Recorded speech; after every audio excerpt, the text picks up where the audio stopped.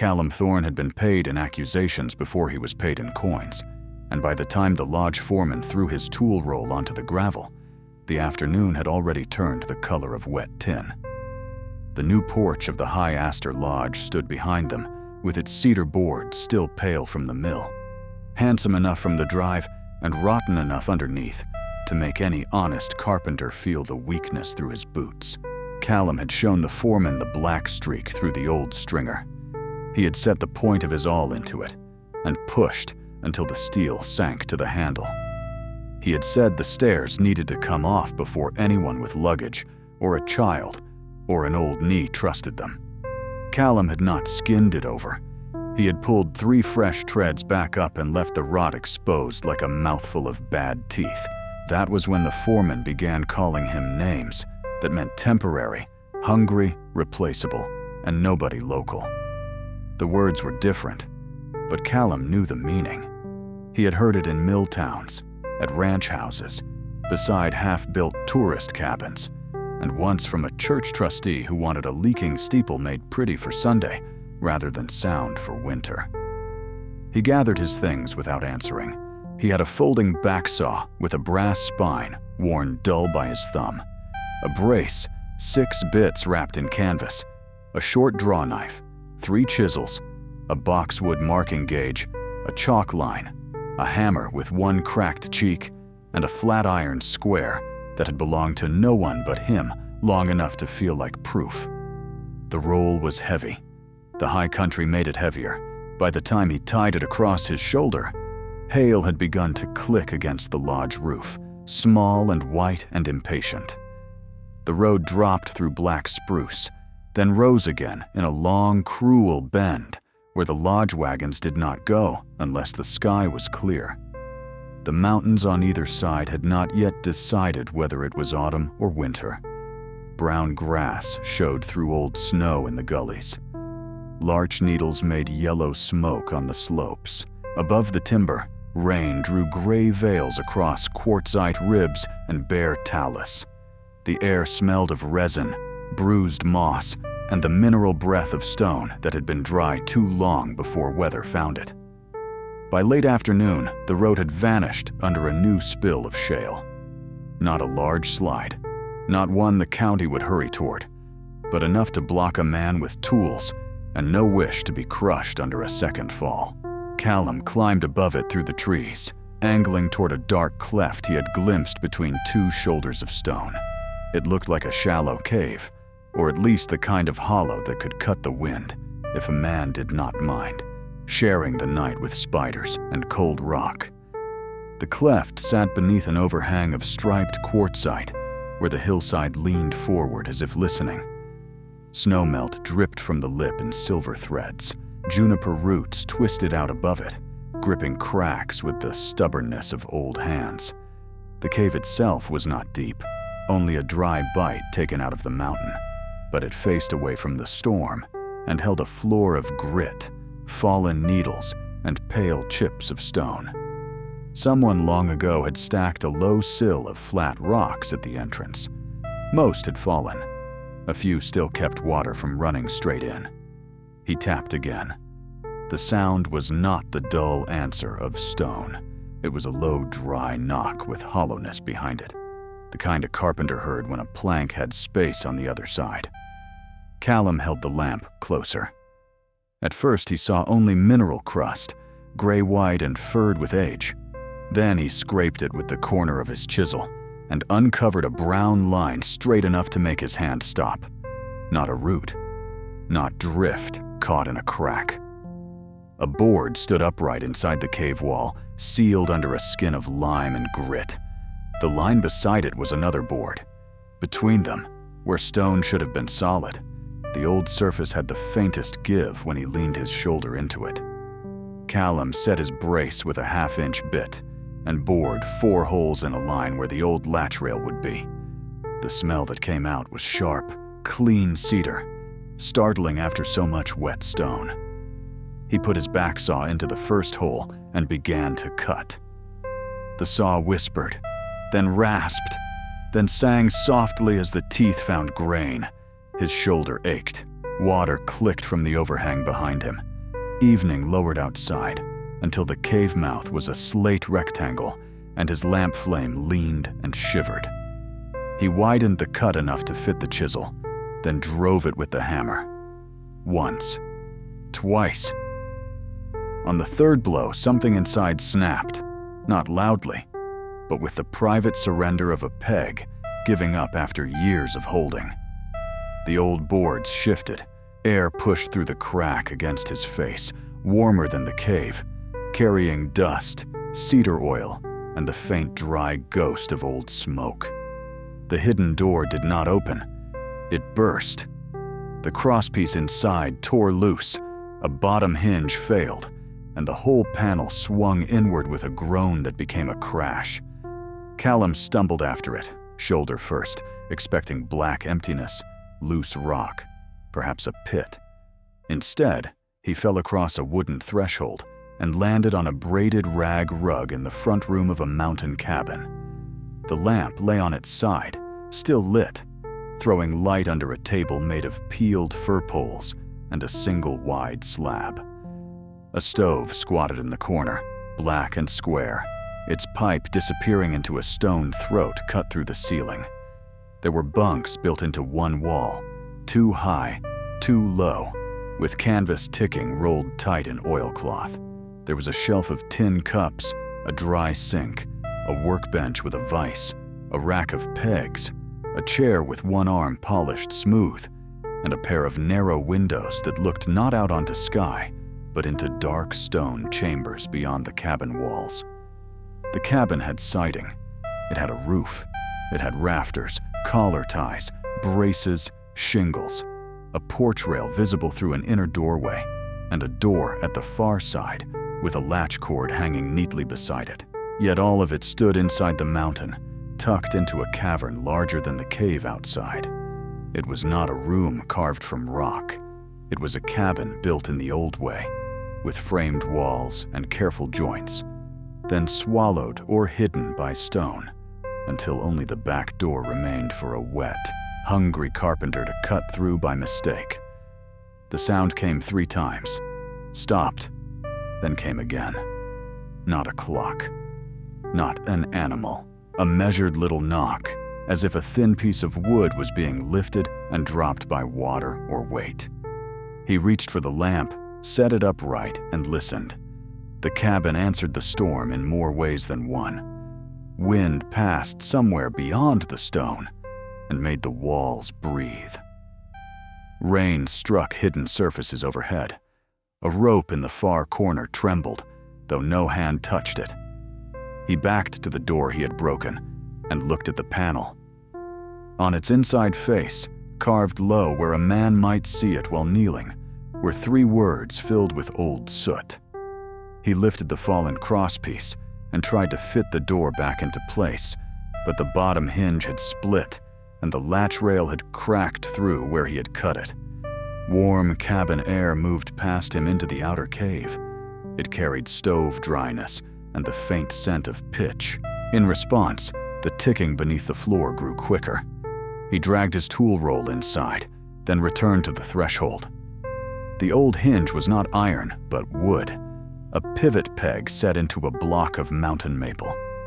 The lower block had rotted at its back where seep water had reached it and frozen. His cutting had only finished what water began. He trimmed the splintered rail, found a spare length of seasoned cedar under the workbench, and by lamplight made a rough splint for the hinge side. There was no time for pretty work. He bored new holes, shaved 2 pegs, and drove them through old and new wood together. He wedged the lower pivot upright with a sliver of oak from his own gauge case, then pulled the door closed until the cracked panel sat in its frame again. That was the first thing the cabin taught him. It noticed. The stove held cold ash, but no damp. The flue lever was wired shut with a carved cedar tag that read, "Test throat before fire." The dry sink had a copper-lined basin, green along one seam, with a hand pump rising from its back. The pump handle was wrapped in leather. Beside it hung a strip of wood with notches, numbers, and small triangular brands burned into the edge. Under the table were names, not written in ink, but stamped with maker's dies and knife points into the wood itself.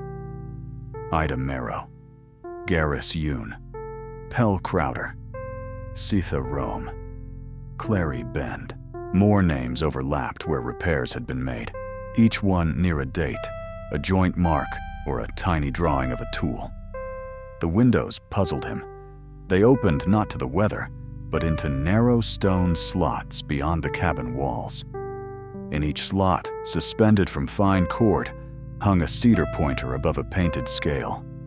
One pointer quivered near a mark labeled North Combe. Another hung still at back sill. A third leaned hard toward red paint at wet bench load. The word comb was not written like a hair comb. The drawing beside it showed a row of upright timbers planted across a slope, their top ends joined by rails, their lower ends hinged into pockets. Snow fence, perhaps. Avalanche work. The far door opened with a sigh into what should have been outside if the cabin had stood in daylight. Instead, it opened onto a porch built over a black interior drop. Porch posts rose to a roof that vanished against the cavern ceiling. Beyond the rail, the mountain opened into a vertical chamber where water fell in thin silver strings from a crack high above. The sound filled the dark, like needles poured into a tin pan. The porch floor was dry, except where one corner had begun to sag. From that corner, a rope as thick as his wrist ran upward through a sheave and disappeared into stone. Callum closed the porch door and barred it. His hands had steadied. Fear moved better when there was work for it. He went back to the stove and checked the throat with the lamp held low. Soot lay clean and powdery in the first elbow, but above that, the pipe vanished into a square stone flue with a hinged inspection plate. The plate was stuck. He tapped the hinge with the hammer, worked the seam with a thin chisel, and opened it an inch. A stream of grit poured out, not enough to fill his palm, but enough to warn him. There would be no fire until he found where the flue breathed. Before dawn, the storm changed. The hail stopped. The air warmed. Rain came heavier, straight down, not driven. That was worse. Cold snow could wait on a slope for weeks. Warm rain gave it ideas. On the wall beside the workbench hung pattern boards. At first he thought they were scraps, but each piece had a profile cut into it. A notch, a curve, a stepped tooth, a slanted shoulder. They were labeled by touch as much as sight, with burned dots and knife grooves. Back sill wedge, comb tooth 7, porch sheer tongue, rain lip west, timber key long. Below them sat a wooden chest with drawers too shallow for clothes. The top drawer held pegs sorted by size. The next held wedges. The third held narrow strips of hardwood, each one numbered, their ends shaped for specific joints. A carpenter's chest, not a settler's trunk. He pulled up the floorboards where the ticking came from. The boards were not nailed, but held by turn buttons. Under them lay a narrow trough with a float stick at one end. Water seeped into the trough from a clay pipe, lifted the float, and made a small wooden tongue strike the underside of the floor.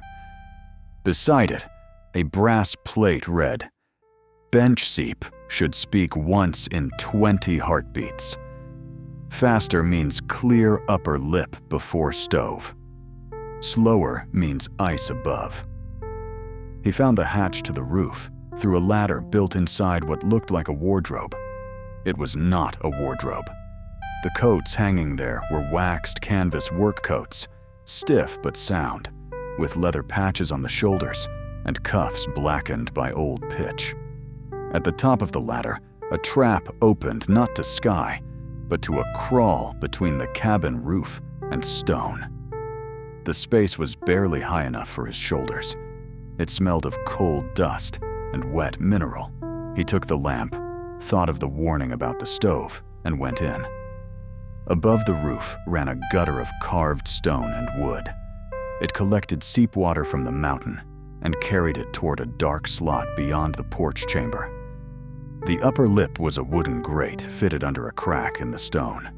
Needles, grit, and pale roots had packed into it until water spilled over the side and soaked the cabin's back sill.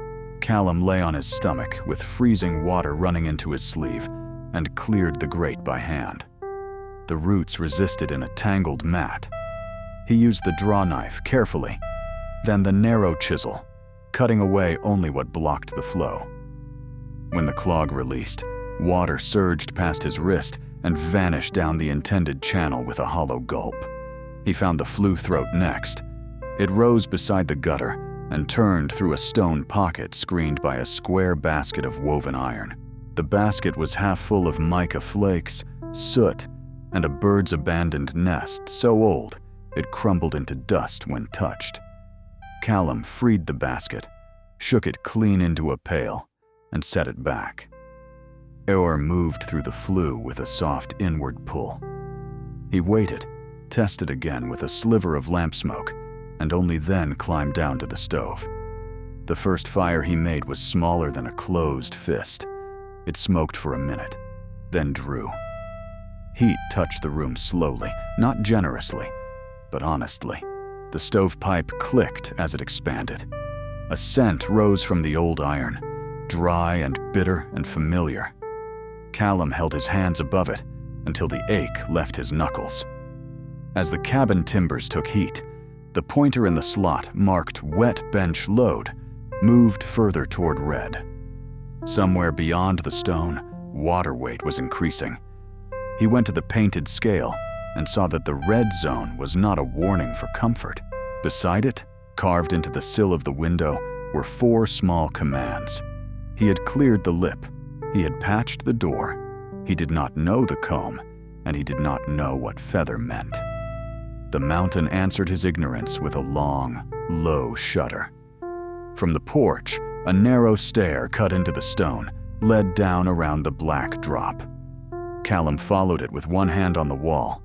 The stair ended at a ledge behind a slatted screen that looked outward through a natural crack in the cliff. Daylight entered there, gray and wet.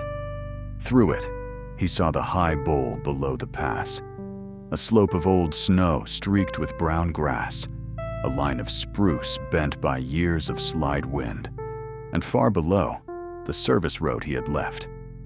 A fresh fan of stones covered the place where he had climbed. Beyond that, in a lower clearing, 2 canvas tents and a yellow mule cart stood beside a washout. Callum leaned closer. Smoke rose from one tent, flattened by rain. A figure in a red coat moved near the cart. Another stood under a tarp, looking up toward the pass with one hand shielding their face, too low to hear him, too far to see any wave in the rain. They had camped beneath the runout of the snow bowl because the road had failed and the clearing looked sheltered. Callum did not need a mountain education to understand that. He had seen roof snow slide from a barn and take a man off a ladder. He had seen spring snow fold under itself like wet cloth. The scale upstairs said the bench was loading. The rope in the porch had tightened. The old cabin had been built because the slope moved, and now the slope was speaking in a language he had only begun to learn. It was not a feather at all, but a long, pale shutter, folded flat against the cliff outside the screen, made from cedar slats and thin hammered tin. When dropped, it would swing out into open air and show a bright moving stripe against the dark cliff, visible from the road below. A warning, a signal. Perhaps once there had been people trained to obey it. Perhaps now it would only look like debris in a storm. The release handle was inside the ledge, but when Callum pulled, nothing moved. The handle came halfway and stopped hard. A ratchet beyond the screen was jammed by rust or grit. He could drop no warning from where he stood. Back in the cabin, he searched for the comb. The pattern boards led him to a second hatch beneath the lower bunk. It opened into a passage no wider than a coffin turned sideways, sloping upward through the stone toward the snow bowl. He hated it on sight. The passage had been framed with split cedar ribs, each rib stamped with numbers and tool marks. Air came through it wet and cold. Far within, water drummed on wood. If comb binds, do not strike iron. Wood wakes wood. He tied the lamp to a loop of cord, took the mallet, the draw knife, 2 pegs, and a short ash pry that fit the pattern marked Comb Tooth 7. He crawled into the passage. The stone pressed close enough to brush both shoulders. The floor was worn smooth by knees and tools. Every few feet, small side slots opened into darkness where tension rods passed through the mountain. The rods were not iron, but larch poles, straight and old, carried through stone sleeves toward the slope outside. The comb stood at the upper end of the crawl. It was a row of timber teeth set beyond a grill, visible through a slit where the passage reached the open snow. The teeth were part of an avalanche breaker built along the bowl's lip, but not a crude fence. They were hinged, each one able to lean, catch, and settle under load rather than snap. Cross rails tied them together. A heavy arm, the one linked to the porch rope, carried warning down to the cabin when the slope pressed. Tooth 7 had twisted.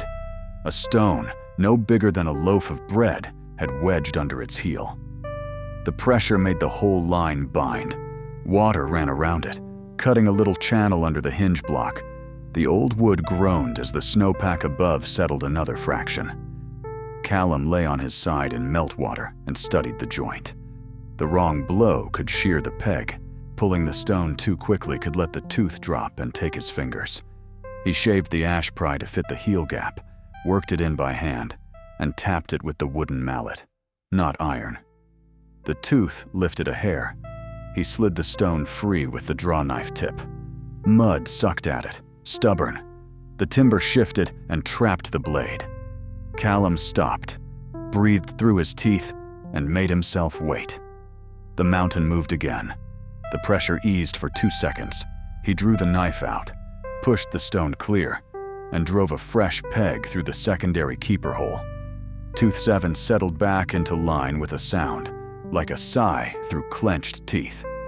When Callum wriggled backward out of the crawl, soaked from chest to knees, the light in the cabin had changed. It was midday, though the storm made it dim. The pointer for North Combe had returned from its worst angle, but wet bench load remained near red. The feather release still had to work, and the people below still had to move. He returned to the ledge behind the slatted screen with oil, the wooden mallet, and a thin cedar wedge. The ratchet of the feather shutter lay outside the screen in weather. To reach it, he had to open a small service panel and lean half his body into rain above a drop that vanished into cloud. He tested the panel hinges, found one loose, and took the time to tighten it with a peg shaved from scrap. Speed was no use if it delivered him into the air. Callum leaned farther and saw the problem. A shoot of young mountain ash had grown through the folded slats, its branch polished by years of wind until it sat like a pin. The tree was alive. Its leaves shook in the rain, bright and helpless. There was no saving both tree and warning. He cut the branch with the back saw in 6 short strokes. The feather shutter leapt from the cliff so suddenly, the handle burned through his palm. Slats unfolded, tin flashed gray-white, and the whole long signal swung out over the drop, clattering in the wind. It did not look like a flag.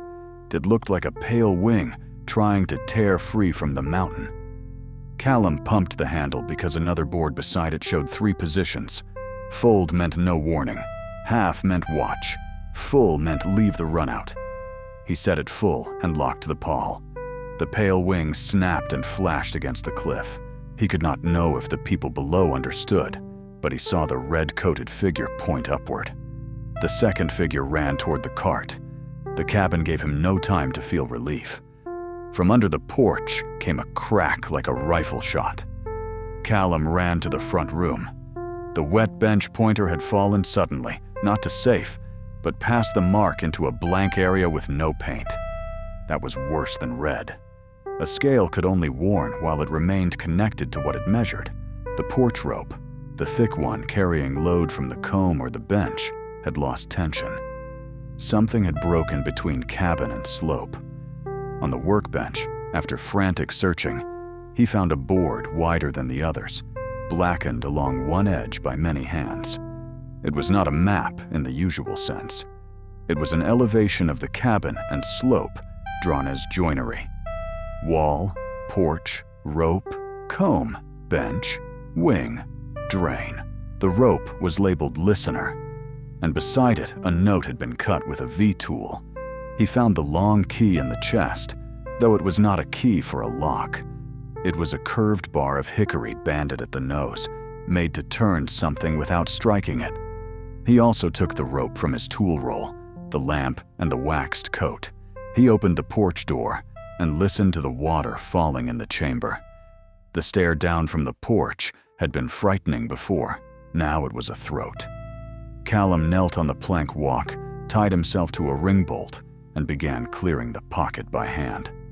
Mud came out cold and greasy. Grit cut under his nails. Twice he had to stop and press his cheek against the support, while stone thundered somewhere outside the cavern. The mountain was not collapsing. He told himself that each time. The mountain was moving water. The difference mattered until it didn't. When he reached the shoe, he saw why the hickory key was curved. The shoe had a socket on its side. He fitted the key into it and leaned his weight carefully. Nothing. He cleaned more mud, tried again. The shoe shifted the thickness of a coin. Water spilled from behind it in a dirty pulse.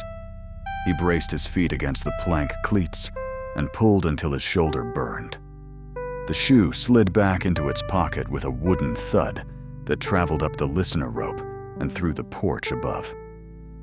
Callum did not know the code, but he understood enough. The system was awake again. He climbed out from under the porch, shaking with cold. At the cliff slit, the people below were packing badly and fast. One mule refused the traces. The red-coated figure struck the tarp poles down. A third person had appeared from the lower trees, moving with the awkward haste of someone carrying a child or a bundle. They had seen the wing. They were trying to leave the clearing, but the washout below them had cut the road, and the only higher ground was across the creek to a spur thick with spruce. Callum searched the cabin walls again with new desperation. Beside the dry sink, partly hidden by hanging coats, he found a speaking board. Not cups, not pipes like town work, but a set of wooden clappers linked to cords that ran through the cliff. Each cord was labeled with a place below: Lower Spur, Mule Camp, Bridge Flat, Old Road. The clappers had no voices. They were meant to strike hollow boards mounted outside the cliff and carry a knock pattern through air and stone, a mountain telegraph for anyone who knew the sounds. The cord for Mule Camp had been tied off with a warning tag: Loose tail, retie before use. The tail had frayed. He cut away the bad end, spliced a new loop with carpenter's twine, and pulled. A hollow knocking answered far below, faint through rain. He pulled the pattern shown on the board. 3, 3, then long, leave low ground, leave low ground. He repeated it until his arm ached.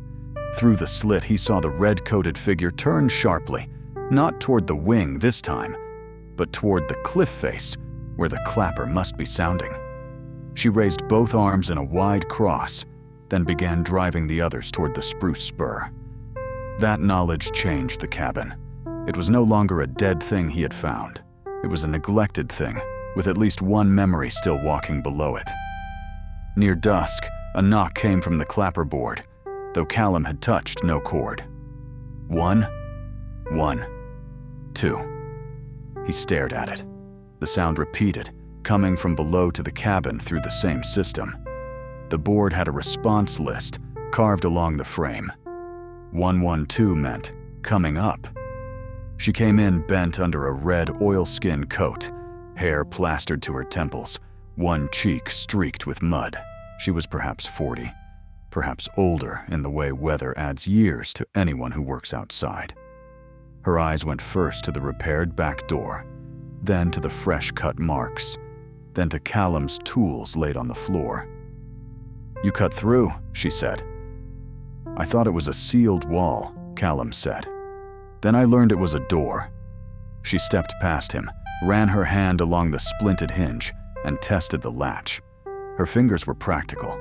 They did not admire or condemn until they knew. This kept? "My name is Asa Crail," she said. "I watch the upper road when the county remembers to pay me and when it doesn't. My grandfather brought me here twice before the old entrance took rock. I thought the cabin was sealed for good. Good. Bad. Both." She crossed to the wall scales. "Did you clear the lip?" "Yes." "The flue?" "Enough for a small fire." "The comb?" "Tooth 7 was jammed. I set a keeper peg." Asa closed her eyes for 1 second. Not relief. Calculation. "And the lower shoe?" "Mud. Set back." She opened her eyes. "Then you have done more right than wrong." That was the nearest thing to praise Callum had heard in months, and it unsettled him more than the criticism. He followed as she moved through the cabin, checking the pointers, the porch bracket, the clapperboard. At the feather release, she looked out and nodded once. "They saw it," Callum said. "We saw it. Most of them didn't know what they were seeing, but I did. My mule hated it. That helped." Her mouth tightened. "Martin Lusk broke his ankle at the washout. We moved him to the spur. There are 4 of us and a boy from the lower cabin. We can hold there if the first slide stays in the bowl." Asa touched the wet bench pointer, now connected again but trembling. "Warm rain on old hardpack. The top goes first.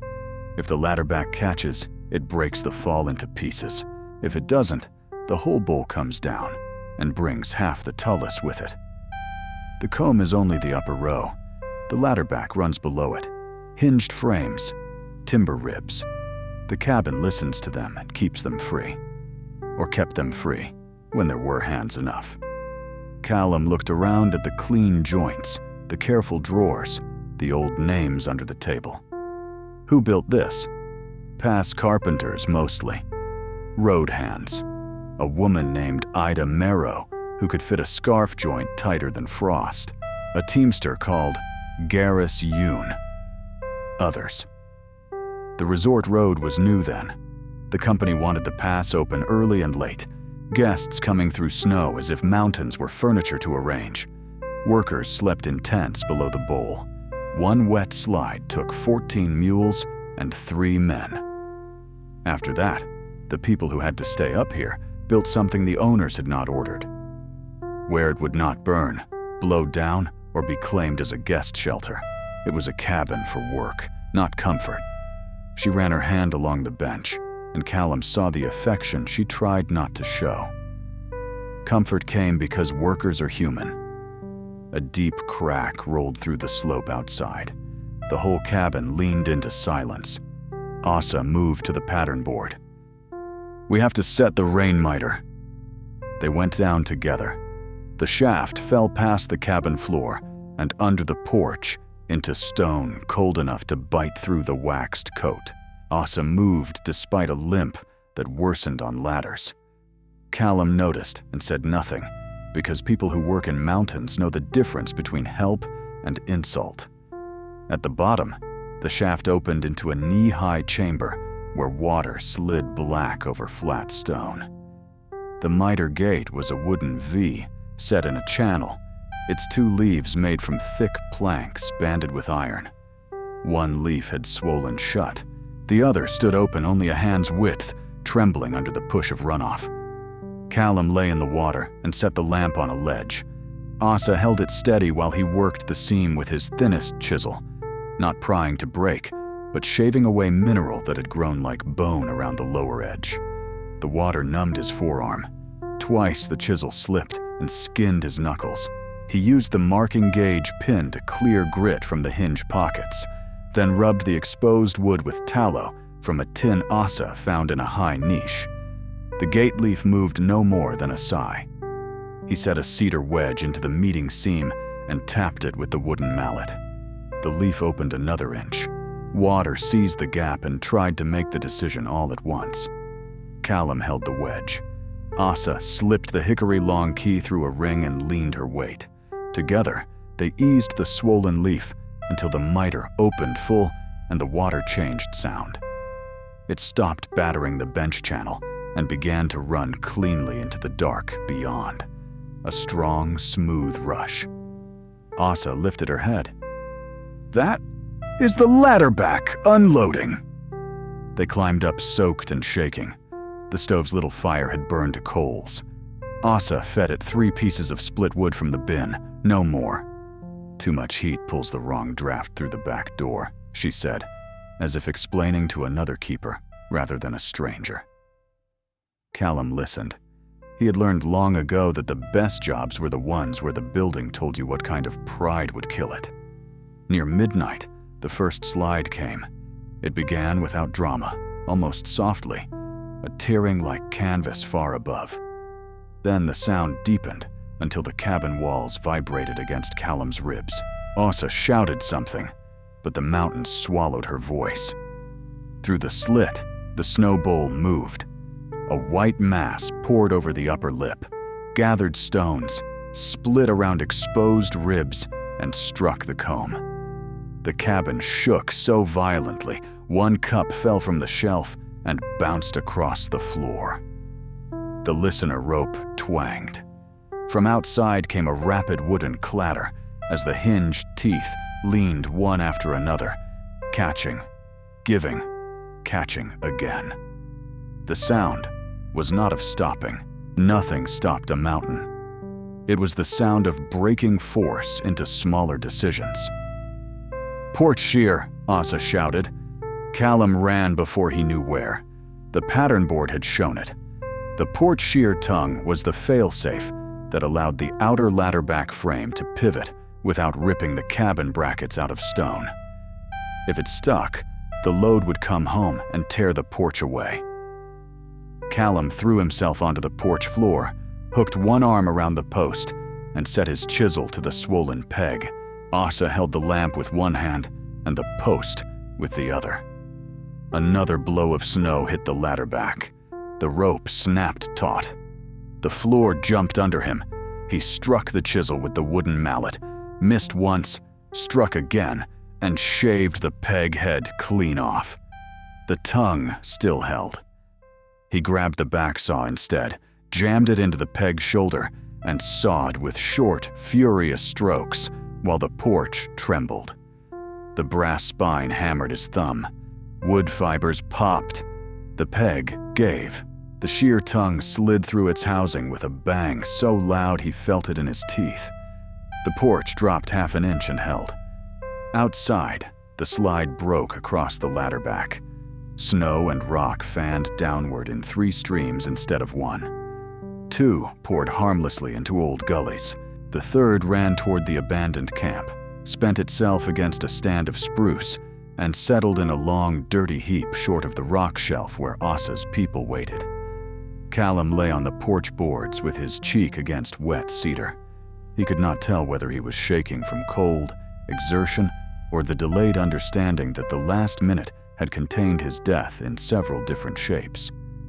Asa knelt beside the shear housing. Good cut. Good cut anyway. "Why did the old entrance seal?" he asked while she tied the cloth. "Rockfall. Maybe neglect before rockfall. My grandfather said there used to be a narrow path from the upper meadow to a front door.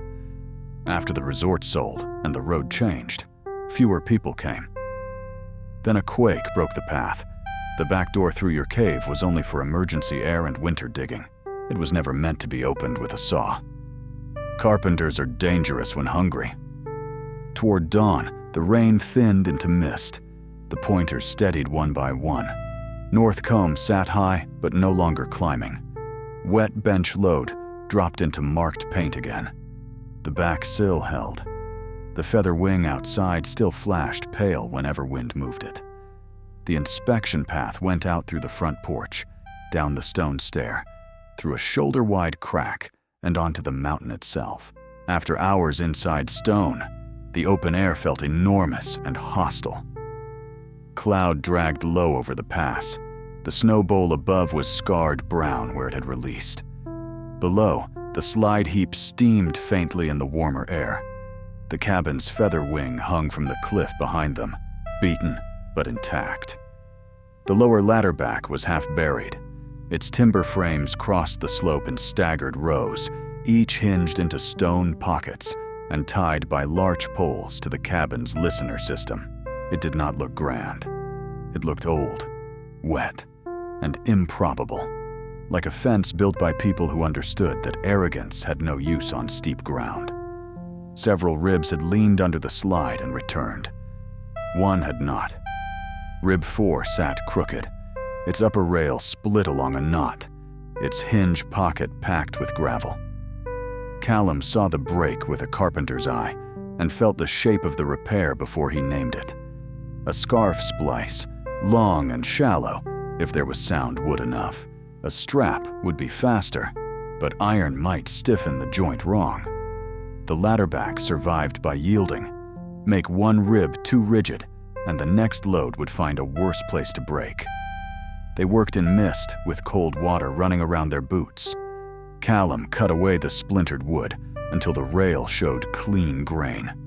From the repair bundle stored in a stone box under the slope, Asa brought a spare larch plank wrapped in tarred cloth, 2 hardwood keys, and a coil of rawhide.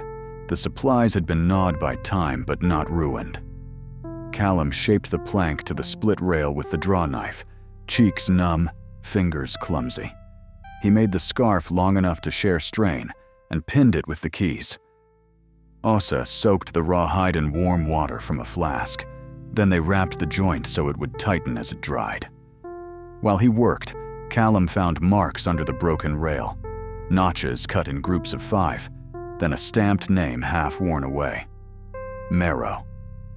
The same name as under the table. Ida Marrow had fitted this rib once, or repaired it. He ran one thumb over the old mark and returned to cutting. There was no time for reverence, which was often how reverence proved itself. They freed the hinge pocket next. Gravel and ice had wedged under the heel just as with tooth 7. Asa used a hook from the stone box. Callum made a new temporary heel block from a split wedge. When the rib finally settled into line, the listener rope above them moved, and from inside the mountain came one clear knock. "Cabin noticed," Callum answered. They had just started down toward the lower spur when shouting rose from the trees. The red-coated figure below was not Asa's coat after all, but a blanket wrapped around a young man with his arm in a sling. Asa called his name. "Martin," he answered with a curse full of relief. There were 4 people. Martin Lusk, grave-faced and sweating with pain. A woman named Bria Sand, who had been driving the mule cart. Her nephew Leaf, small and silent under a cap too large for him. And a second road hand, Vester Null, whose beard was full of pine needles. They had spent the night under the rock shelf and obeyed the wing only because Asa had heard old stories and because the cliff itself had started knocking leave low ground.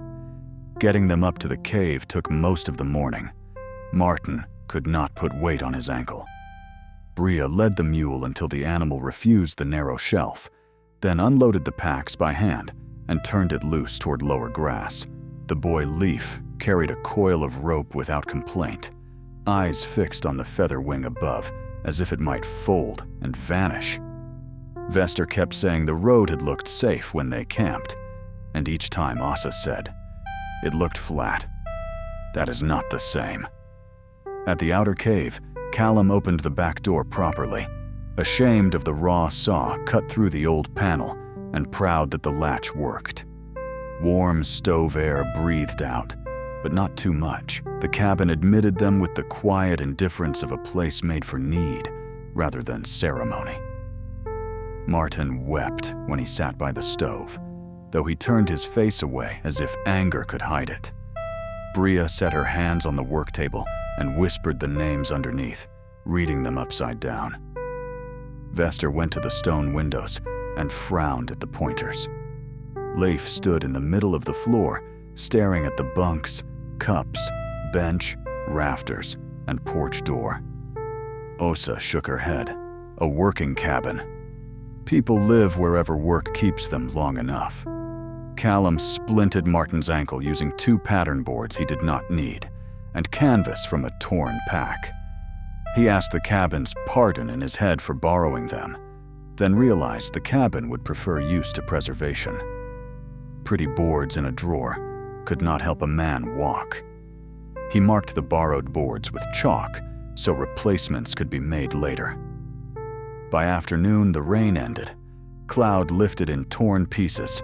The pass revealed itself in layers: black spruce, broken snow, red talus, pale cliffs, the slide paths gleaming wet under a weak sun. Steam rose from the disturbed earth. The camp below was gone under snow and rock. If they had stayed there would have been nothing to find but canvas strips in spring. On the 3rd morning, Åsa took him through the old front route. The path did not lead to open meadow anymore. A rockfall had collapsed the original door tunnel halfway, but enough remained to show how the cabin had first breathed. There was a small entry porch buried under stone, a boot scraper worn bright by ghosts, and a rack where snow tools once hung. Beyond the blockage, a thread of daylight pierced the rocks. "This was how my grandfather came," Åsa said. "He said the cabin smelled of cedar and wet wool. He said an old woman named Clary Bend made him sweep before she let him touch a gauge. Clary's name is under the table. It should be. She kept the ladder back through the winter of broken roofs." "You speak like you knew them." "I knew people who knew enough not to turn them into legends." Callum liked that. Legends were often a way of making work too distant to continue. The original front door could not be reopened without moving half the fall, but the air thread mattered. Together, they cleared loose stone from a side vent and found a carved panel behind it with more builder marks. This one did not list heroics. It listed dimensions: door height, sill fall, latch offset, hinge peg sizes, comb spacing, feather reach, minimum dry wood. At the bottom, in smaller letters, someone had cut: "Leave measurements. Memory is weather."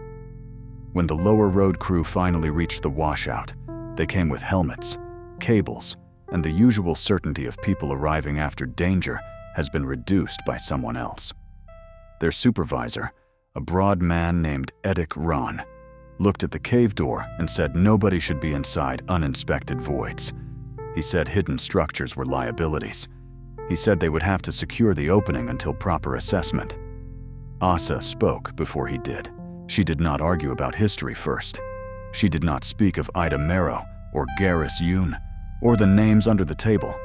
She brought Edik Rani to the stone slit and pointed at the buried camp.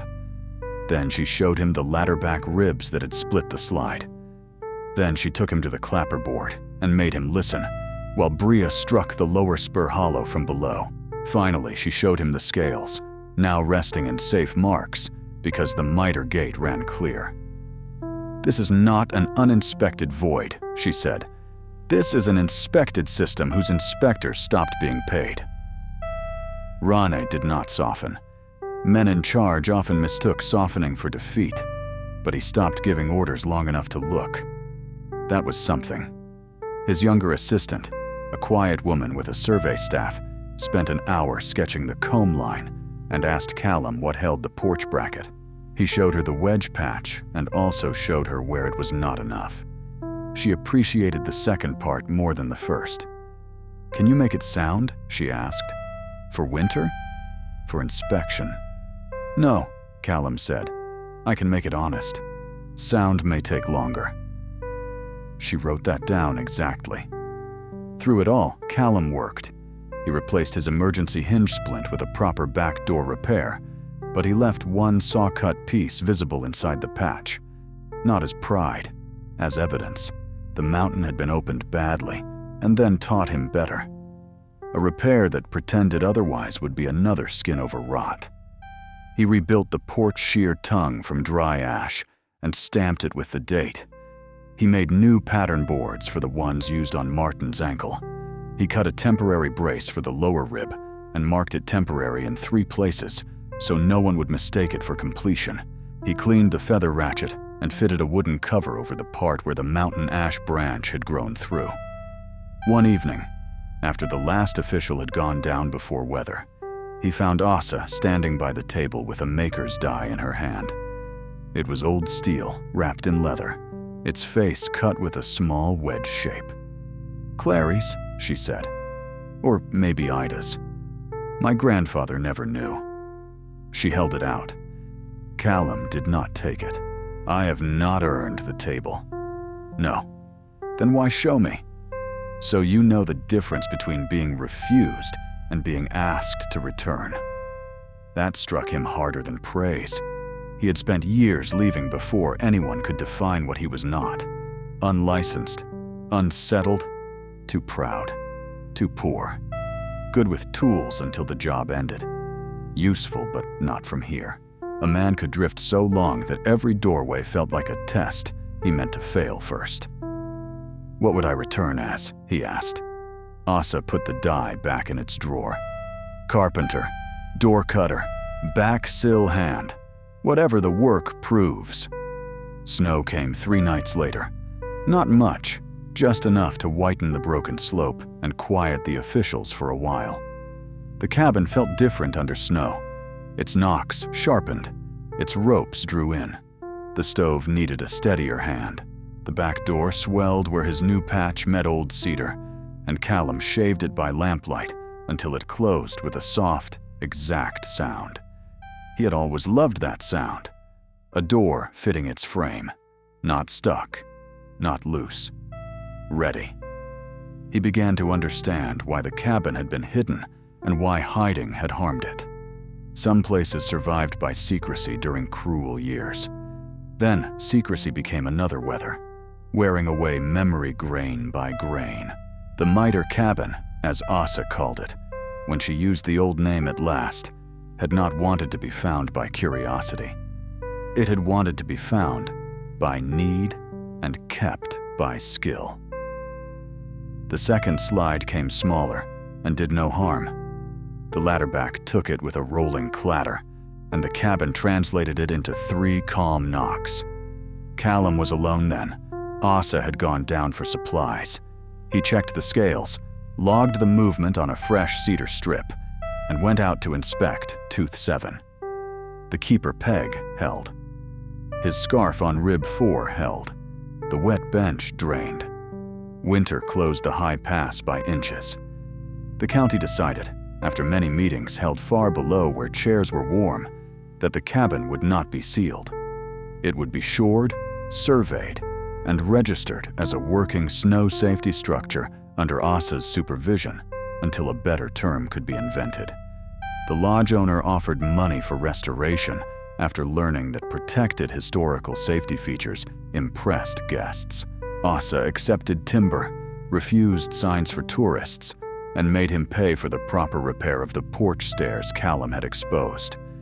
He did not stay every night.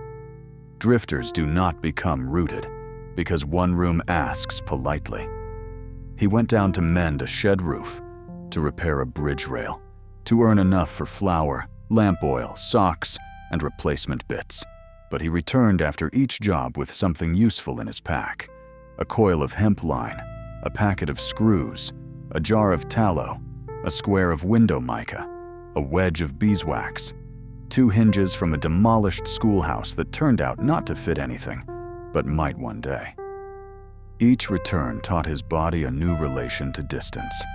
Leaving was no longer the same as vanishing. In January, under a hard blue sky, the proper back door was finished. It was not the door he would have built for a house. It was thick, braced diagonally, hung on wooden pivots because iron would sweat and freeze in the cave. Its outer face carried a skin of stone-colored lime wash, so the cave still looked like a cave to anyone passing without need. Its inner face showed cedar, clean and warm, with a small viewing slide and a latch that could be worked with numb fingers. Around the frame, Callum cut a drip groove to carry melt away from the sill. Below it, he set a replaceable threshold, because thresholds rot first and should be allowed to give their lives without taking the whole door with them. Asa inspected it in silence. She opened it, closed it, opened it again, then leaned her shoulder against the outer face from the cave side. No draft showed along the hinge. The floor tongue ticked at 21 heartbeats, close enough for weather. She nodded. That night, they marked the removable threshold, not the main table. Asa made the first cut. Back door restored after bad opening. Callum added his name beneath it, small and plain. Callum Thorne. The letters looked strange in cedar. Not permanent exactly. The threshold would be replaced someday. That was right. A name on a working part had to accept wear. In late February, when the snow lay deep and the pass road was closed to everyone but fools and workers, someone knocked from below. Not the clapperboard, not the cabin's scales. A human knock came through the outer cave door, weak and badly spaced. Callum was alone, sorting pegs by size. He took the lamp, slid the viewing panel, and saw a face in the crack of winter dusk. Young, hollow-eyed, wrapped in a coat too thin for the elevation. A pack strap had broken on one shoulder. One hand was bare and bluish at the fingertips. Callum opened the door only enough to keep the mountain's breath correct. "Step in and close with care," he said. The boy stumbled into the cave. Callum drew the door shut until the latch found its seat. The ticking under the floor, always listening, hurried for 4 beats, then settled. Inside, the miter cabin held its stove, warmth, cedar smell, old tools, marked boards, and all the patient evidence of hands that had refused to let the mountain be misunderstood. The boy stared as Callum once had stared, seeing a cabin where stone should have been, a roof under a cave, a table full of names waiting for work rather than permission. "What is this place?" the boy whispered. Callum looked at the scales first, as he had been taught. North comb steady, wet bench safe, back sill true. Then he looked at the door he had cut badly, repaired honestly, and learned from all winter. "A working cabin," he said. "Warm yourself, then we will see what needs doing." The boy held his hands toward the stove, and the wind outside dragged snow across the cave mouth without finding a way in. Far above, the ladderback creaked under the quiet weight of winter. The cabin noticed, translated, and held. Callum listened with one hand resting on the back door frame, no longer trying to make the mountain into a room for hiding.